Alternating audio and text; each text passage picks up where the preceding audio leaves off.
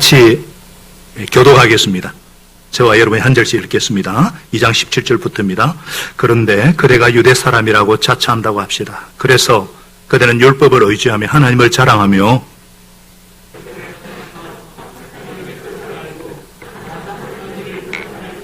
눈먼 사람의 길잡이요 어둠 속에 있는 사람의 빛이라고 생각하며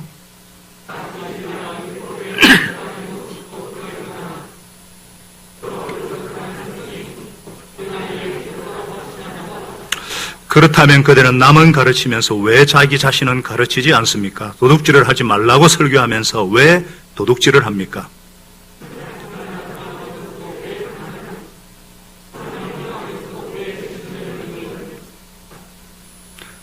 율법을 자랑하면서도 왜 율법을 어겨서 하나님을 욕되게 합니까? 성경에 기록합니다.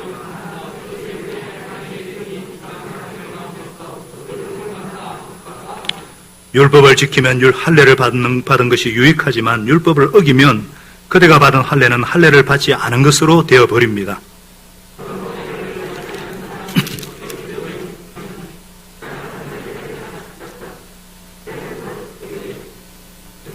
그리고 본래 할례를 받지 않았더라도 율법을 온전히 지키는 사람이 율법의 조문을 가지고 있고 할례를 받으면서도 율법을 범하는 사람인 그대를 정죄할 것입니다. 겉모양으로 유대 사람이라고 해서 유대 사람이 아니요 겉모양으로 살갗에 할례를 받았다고 해서 할례가 아닙니다. 같이 읽습니다.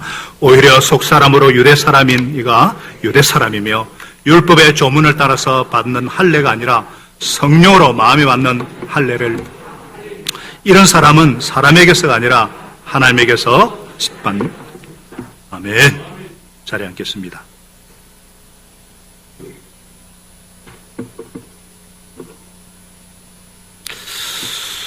오늘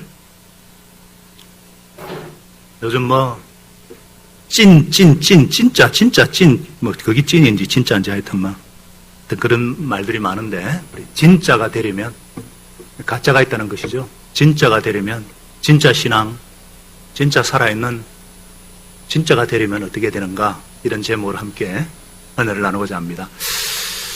지난 6.25 그러니까 70주년이었죠. 70주년을 맞아서 목숨 바쳐 지키는 대한민국의 그 오늘을 돌아볼 때에 뉴스에 나오는 그런 엉뚱한 사람들을 제외하고 말이죠. 그래서 5가지 면에서 자부심과 긍지를 느낀다 이런 글을 제가 읽었습니다. 첫째로 치안이 좋은 나라 우리나라. 그렇죠. 카페에 주인이 없는 노트북이 놓여 있을 때 외국 사람은 저 노트북 좋아 보이는데 한국 사람은 저 자리 좋아 보이는데 한다는 거죠. 공공시설을 이용할 때 남의 물건 탐내지를 않아요. 두 번째, 외국인들이 경악하는 한국의 택배 시스템. 남의 집 앞에 택배가 놓여있으면 누가 훔쳐가지 않을까부터 걱정하면서 정작 본인 택배는 문 앞으로 받는 사람들. 참 희한한 광경이지만 서로 양심을 믿고 생겨난 어떤 한국만의 특수한 택배 문화입니다. 그리고 위기에 강한 나라, 이거는 제가 언급 안 해도 되죠. 금모으기 IMF, 그리고 지금도 코로나를 합심해서 지금 잘 극복하고 있지 않습니까? 또 선진국도 부러워하는 의료, 복지, 국민이라면 반드시 가입하는 국민건강보험, 코로나19의 그 효과가 빛을 발하고 있고, 5번째가 세계가 인정한 교통 시스템. 한 글로벌 컨설팅 업체가 46개 도시를 이렇게 평가한 결과 한국이 7위래요, 7위. 우리나라 교통 시스템의 최대 강점은 하나의 결제수단으로 환승이 용이하다는 점이죠. 어쨌거나 이런 거 보니까 맞아요. 긍지를 가지만 하죠. 우리 각자 사람은요 하나 이상의 자부심과 긍지를 가지고 살고 있죠. 정당한 긍지는 우리 삶에 유익을 줍니다. 자신감을 심어주고 소속감을 고취시키기도 하죠. 그런데 반면 헛된 긍지는 사람의 앞길을 막기도 하고 장래를 망치게 할 수도 있습니다. 긍지가 지나치면 병적인 교만에 빠집니다. 세상에서 제일 교만한 사람이 모인 곳이 어딜 것 같아요? 박사들이 모인 곳일까요? 국회의원들이 모인 곳일까요? 정신병원입니다. 전부 다 교만하고 자기가 최고래요. 누가 나는 사장이다. 그러면 옆에서 나는 회장이다. 다른 사람은 나는 왕이다. 마지막 사람이 할 말이 없으면 내가 언제 너 왕 시켰니? 이 정신병론이죠. 이런 자부심에는 긍정적인 부분이 있지만 헛된 긍지는 교만하게 하고 쓸모없는 인간도 만들 수가 있어요. 자, 여러분은 어떻습니까? 나는 꽤 괜찮은 사람이야. 내 정도만 해도 이 세상은 법 없어도 살 수 있을 텐데. 저도 신앙생활 하면서 은혜가 좀 있으면은 역시 그래도 선하게 살고 싶은 나였기 때문에 하나님이 택하셨지. 그렇고 말고. 이런 마음을 가지는 순간 헛된 자부심에 빠지기가 쉽습니다. 본문에 나오는 유대인들도 마찬가지예요. 어찌 보면 가장 큰 자부심과 긍지를 가진 민족이라 할 수가 있어요. 그들은 유대인이라는 칭호를 자랑했고 율법을 부여받은 백성이요 할례받은 백성임을 자랑했습니다. 그런데 바울은 너희의 자부심과 자랑이 얼마나 헛되고 거짓되며 도리어 하나님의 이름이 너희로 인해서 모독을 받는다. 나아가 너희가 자랑하는 그 율법과 할례가 구원의 보장이 되는 것이 아니다. 그들에게는 충격이었습니다. 그런 점에서 오늘 올바른 신앙생활을 하기 원하는 저와 여러분에게 주시는 분명한 메시지가 있는 줄로 믿습니다. 우리는 어떻게 하면은 하나님의 칭찬을 받고 사람들에게도 인정받는 참된 신앙, 진짜가 될 수 있을까? 진짜가 되려면 첫째로 헛된 자부심과 위선에서 벗어나야 합니다. 무슨 말입니까? 한마디로 겉만 번지르한 이 종교 생활이 나를 구원해주지 못한다는 것을 알고 껍질을 벗어버리라는 것입니다. 이 세상에 존재하는 민족 중에 가장 크다란 자부심과 긍지를 가지고 살아가는 민족이 있다면 유대인일 거예요. 아시다시피 아브라함 때부터 히브리인으로 불렸고 야곱 이후로 이스라엘로 그리고 유다 지파의 이름으로 있다가 바벨론 포로 이후에 전 민족이 유대인으로 불렸어요. 주, 유대인. 원래 유대라는 것은 찬양이라는 뜻을 지닌 아름다운 말입니다. 하나님을 찬양하는 사람, 하나님을 찬양하는 백성으로서 모세의 율법을 가지고 있다는 사실과 하나님이 어떤 분이신지 정확한 지식을 가지고 있다는 것과 어리석은 자의 스승이고 눈먼 자의 빛이고 교사라는 어떤 긍지와 자부심이 대단했어요. 우리는 하나님의 택한 백성이다. 세계 역사의 중심에는 항상 이스라엘이 서 있다. 이런 선민의식이 얼마나 대단했는지 심지어 예수님 당시에는요 이방인을 그러니까 유대인 외 사람들을 전부 다 개로 취급했습니다. 개라 불렀습니다. 어떤 랍비의 글에 이런 글이 쓰여 있어요. 왜 하나님께서 이 땅에 이방인을 존재케 하셨는가? 지옥의 땔감을 위해서 준비했다. 얼마나 그들의 자부심이 대단했는지. 그들은 빨간색 빵떡 모자라 그러죠. 키파를 항상 쓰고 이게 선민이라는 신분의 표시였습니다. 골수 유대인은 어느 정도 프라이드를 가졌냐면은 전쟁이라도 철모 속에 그것을 쓰고 다닐 정도였습니다. 그런데 이들의 문제가 무엇입니까?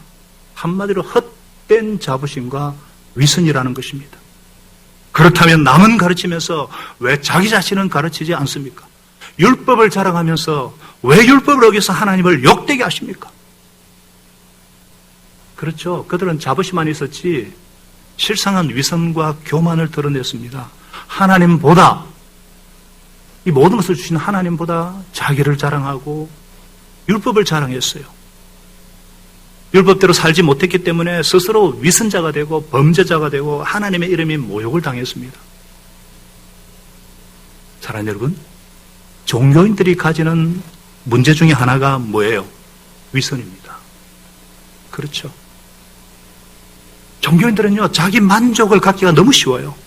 어떤 종교적으로 도덕적으로 열심히 사람일수록 더 자신에게 감격을 합니다. 보통 이렇게 11조를 처음 하면 누가 가장 놀랍니까? 내 스스로가 가장 놀라고 감격하죠. 내가 이렇게 신통하다니. 근데 이렇게 자신에게 만족하는 것이 쌓이고 습관화되다 보면은 위성적인 종교인이 되어 간다는 거예요. 나만큼 성경을 읽는 사람도 없어. 나만큼만 기도하라고 그래. 나는 물질 하나만큼은 정확하게 구분해서 드리지. 자기에게 도취가 될 수가 있어요. 그 결과는 뭐예요? 자기 확신입니다. 오래 신앙생활을 하면서 나는 성경 말씀대로 살고 있다는 착각을 하고 그래서 문제가 없다고 생각하는 거예요. 특히 목장에서 성경 교사로 가르치고 또 말씀을 나누고 상공부를 하고 있기 때문에 말씀을 배우고 묵상하고 나누다 보면은 말씀대로 살지 못하면서 산다는 착각을 느낍니다. 그래서 자부심이 있는 거예요. 지키지 못하면서 지키고 있다는 헛된 자부심 때문에 도리어 율법대로 살지 못하는 자들을 보면은 경멸하고 무시하고 우울감을 느낍니다. 헛된 자부심이기 때문에 나 자신의 변화의 필요성을 느끼지를 못합니다. 그러니까 예수님을 믿는다든지 의지할 필요를 느끼지 못하고 심각한 모순에 빠지게 되는 것입니다. 이 부분에 가장 위험한 사람은 저 같은 설교하는 사람입니다. 설교하는 사람이 가지는 가장 큰 위험은 내가 그렇게 살고 있다고 착각하는 것입니다. 그래서 제가 늘 기억하려고 하고 조심하려고 하는 것이 내가 매주 설교하고 글을 쓰고 있지만 그 설교나 글이 내가 아니다. 지금 내가 들여다보고 있는 내 모습이 바로 진짜 내 자신이다. 이걸 놓치는 순간 우리는 위선자가 되는 것입니다. 누가복음에 나오는 바리새인의 모습이 바로 그 모습이잖아요. 이 바리새파 사람은요, 서서 혼잣말로 이렇게 기도합니다. 서서 하나님 참 감사합니다. 나는 남의 물건을 빼앗거나 불의한 자나 가늠한 사람만은 같지 않고 더구나 저 세리와는 같지 않음을 감사하나이다. 나는 일에 2번씩 금식하고 내 모든 소득의 11조를 바치나이다. 엄청난 자기 만족이고 자기 확신이잖아요. 이런 헛된 자부심이 위선으로 나타나는 거예요. 그런데 이런 것이 비단 위선이 종교인들 뿐이겠습니까? 종교를 안 가지고 있다고 해도 인간은 누구나 예외 없이 종교적이죠. 다 믿는 구석이 있어요. 신을 믿지 않으면은 내가 이루어놓은 어떤 연구 업적을 믿는다든지 이제껏 쌓아온 지식을 믿는다든지 하물며 돈을 믿는다든지 하여튼 뭔가를 하여튼 다 믿고 살아갑니다. 그리고 내가 가지고 있는 그 믿음에 의지해서 이걸 뭐라 그래요? 아실론이라고 그러죠. 아실론. 내를 믿는 거죠. 그리고 난 뒤에 자기 자신에 대해서 만족해하고 내가 남보다는 낫다는 이런 거짓 확신을 가지고 살아갑니다. 그런 사람들을 향해서 오늘 성경은 직격탄을 날리고 있습니다. 그렇다면 남은 가르치면서 왜 자기 자신은 가르치지 않습니까? 도둑질하지 말고 선포하는 그대는 왜 훔칩니까? 간음하지 말라고 하면서 왜 간음합니까? 우상 미워하면서 왜 신전의 물건을 훔칩니까? 그렇죠. 우리는 절대로 우리 자신을 가르치지 않아요. 항상 남 문제라 생각하거든요. 눈에 보이는 도둑질은 안 했을지 모르지만 남의 것을 탐내는 마음속의 탐심은 늘 도사리고 있죠. 또 삶 가운데 어떤 취미생활이나 어떤 소유물을 그냥 우상처럼 가지고 살죠. 어려운 척하고 살지만은 내가 생각하는 것과는 반대로 살고 있다는 거예요. 맞죠? 지금도 그렇지만은 기독교 2000년 역사에 있어서 유대인들만큼 이 고리 대금업자, 사채업자가 많은 민족이 없어요. 사채 뭡니까? 이자를 받고 돈을 버는. 아시는 분 아시겠지만 셰익스피어의 베니스 상인의 샤일록이라는 사람이 나오죠. 지독한 고리 대금업자입니다. 가난한 사람의 약점을 들쳐서 피를 빨아먹는 자죠. 모든 금융이나 이런 거 다 유대인이 지고 있습니다. 또 미국은 해마다 사실은 총기류로 엄청나게 죽거든요. 그런데 이 총기류 소지 금지법을 통과시키는 못하는 이유가 뭔지 아세요? 총보상 대다수가 유대인들입니다. 하나님의 백성임을 자부하면서도 폭력의 도구를 독점 판매하는 자들이죠. 얼마나 가증스러운 모습이에요? 어찌 보면 이거 우리 모습 아닙니까? 말씀을 알면 뭐합니까? 아는 게 문제가 아니죠. 아는 대로 살지 않는 것이 문제죠. 얼마나 위선됩니까? 오늘날 하나님의 이름이 이방 사람들, 세상 사람들한테 그렇게 욕을 듣는 이유가 뭐예요? 우리 같은 크리스찬들 때문이잖아요.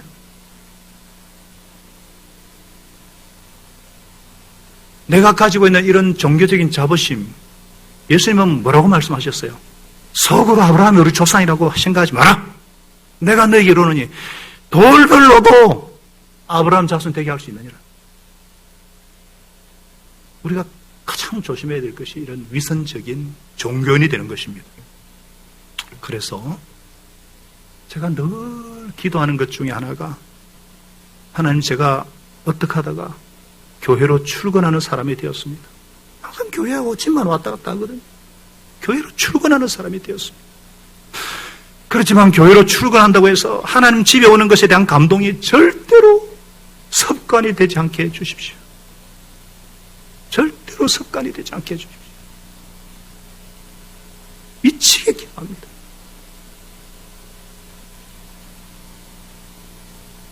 그래서 여러분들, 사랑하는 여러분, 우리가 종교인으로 교회 오지 맙시다. 목사로 오지 말고, 집사로 교회 오지 말고, 목자로 교회 오지 맙시다. 죄인으로. 교회는 죄인이 오는 것입니다. 죄인으로서. 하나님의 은혜가 아니면 살 수 없는 낮은 자로 오십시다. 그래서 예배당에 들어올 때마다 하나님의 은혜에 감사하고 나를 받아주신 하나님께 감격하는 그런 저와 여러분 될 수 있기를 바랍니다.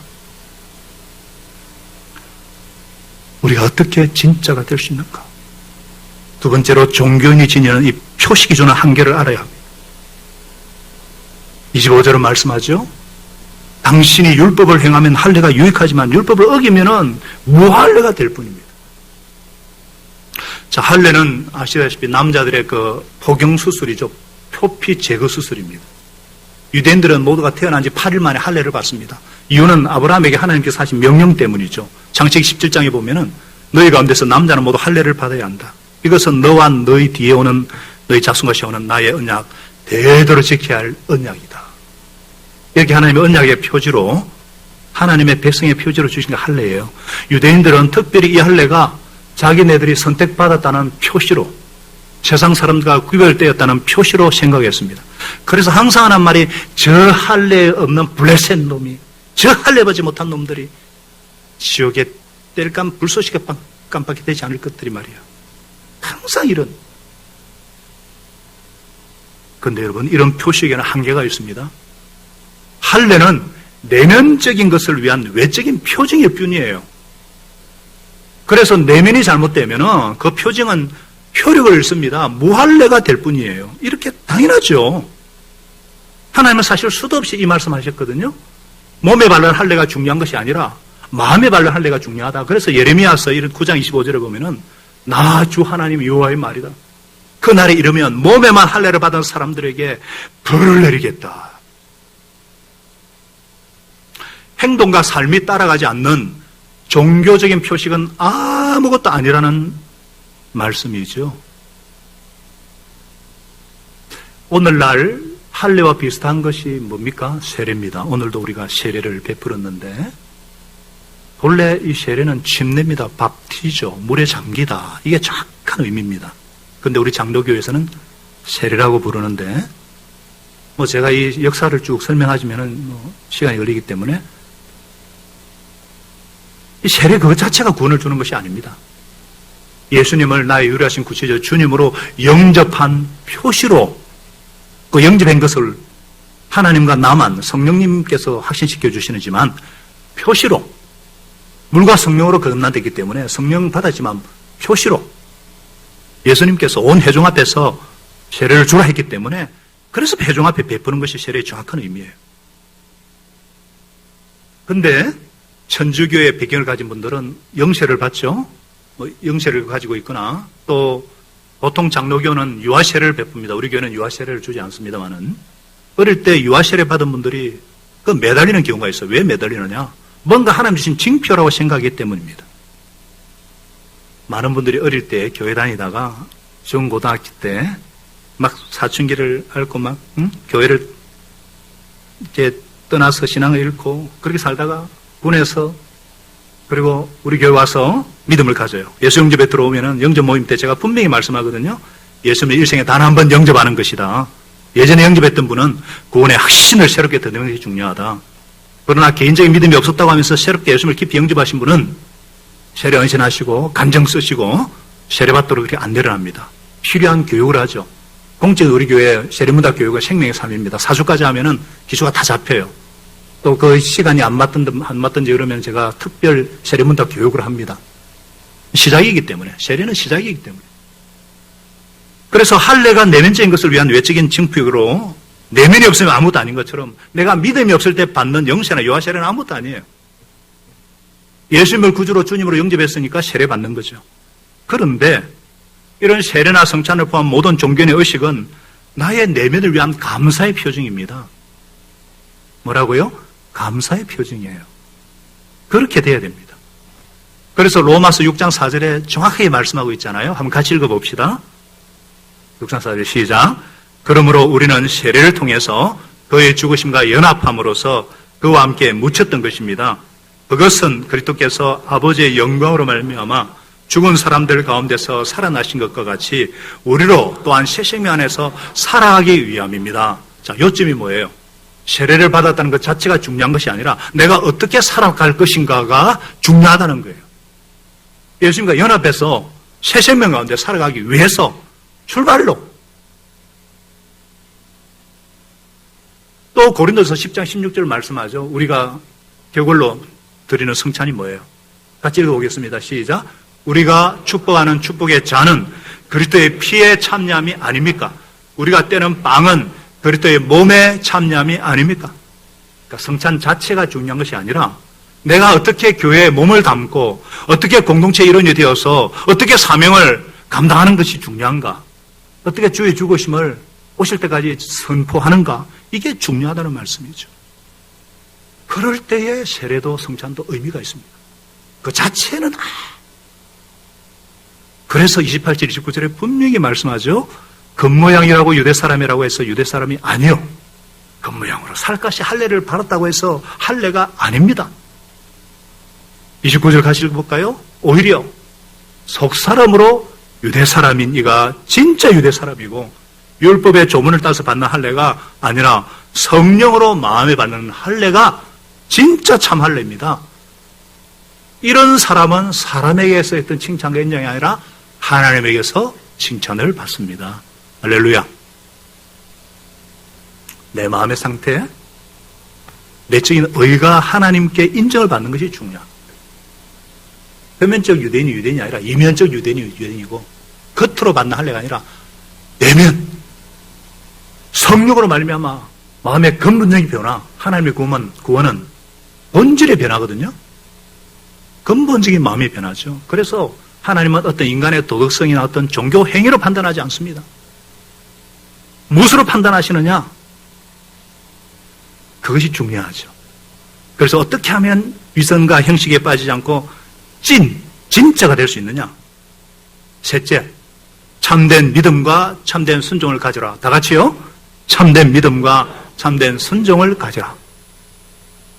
이 얘기 하려고 지금 앞에 서두를 그렇게 길게 했어요. 여러분, 참된 믿음이란 게 무엇입니까? 내가 획득하는 의가 아닙니다. 어떤 종교적인 행위가 아닙니다. 하나님이 주시는 의를 말합니다. 그 의를 덧입는 믿음이에요. 미리 말씀드리지만 그 의는 뭐라 그랬습니까? 오직 예수를 믿는 믿음이에요. 참된 순종이란 무엇입니까? 말이 아닌 삶으로 보여줄 때 그 말씀에 능력이 질리는 거죠. 오늘날 말로 안 됩니다. 논리 설득으로 안 됩니다. 삶을 보이라 이거죠. 정말 믿었으면은 행함을 계속 그것이 지금 강조하고 있지 않습니까? 그래서 참된 믿음에 대해서 무엇인가? 구원 얻는 믿음이란 무엇인가? 요한복음 1장 12절 13절 말씀합니다. 같이 읽어볼까요? 시작. 그러나 그를 맞아들인 사람들, 곧 그 이름을 믿는 사람들에게는 하나님의 자녀가 되는 특권을 주셨다. 구원 얻는 믿음이 뭐예요? 정말 예수님을 구주로 영접할 때에 그 이름을 믿는 자들에게 성령께서 임하셔서 하나님의 자녀로 삼아 주신다는 것입니다. 그리고 하나님의 자녀가 되지 못하는 방법이 뭐냐? 13절에 나오죠. 이들은 혈통에서나 육정에서나 사람의 뜻에서 나지 아니하고 하나님에게서 났다. 하나님께로부터 나야 진짜 하나님 자녀죠. 혈통으로 안 됩니다. 이 말은 뭐냐면 유대인이라서 되는 게 아니에요. 쉽게 말해서 모태신앙이라고 되는 게 아니에요. 제일 말이 안 되는 게 모태신앙입니다. 어떻게 엄마 뱃속에서 믿음을 가질 수가 있어요? 모태신앙이 아니고 모태출석인이지. 그죠?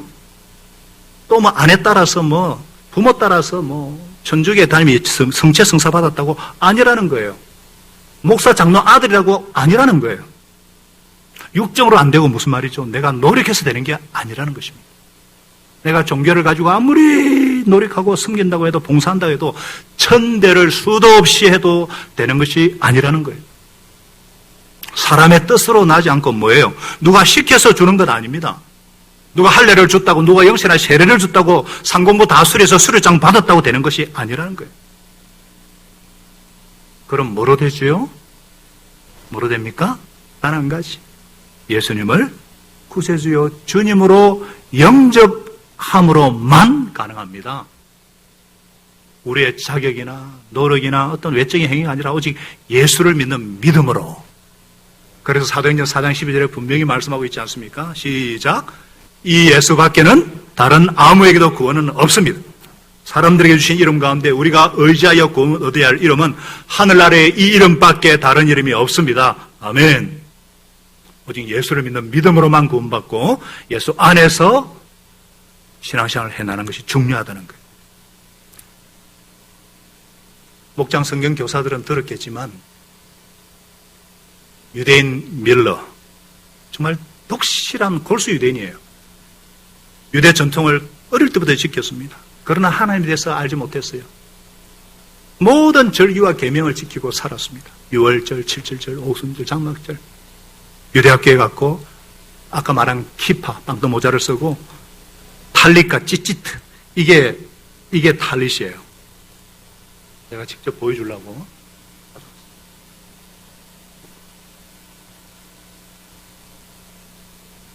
이게 유대인들이, 골수 유대인들이 입는 탈릿이에요. 그리고 4개 달린 거 옷을 이게 찌찌트예요. 혈류병 여인이 옷가이라도 손을 많이 맞겠다 예수님이 이 옷을 만진 거예요. 이게 탈릿이에요. 그것을 입고 기도를 합니다. 멋있나요? 이것을 달고 다녔어요, 밀러는. 그런데 하나님 만나지 못했습니다. 온갖 모를 공허와 그 위선과 내 속에 있는 탐욕, 너무너무 회의가 들었어요. 엄마의 소원대로 17살에 의대학교 갑니다. 굉장히 똑똑한 사람이에요. 그래도 공원은 깊어만 갑니다.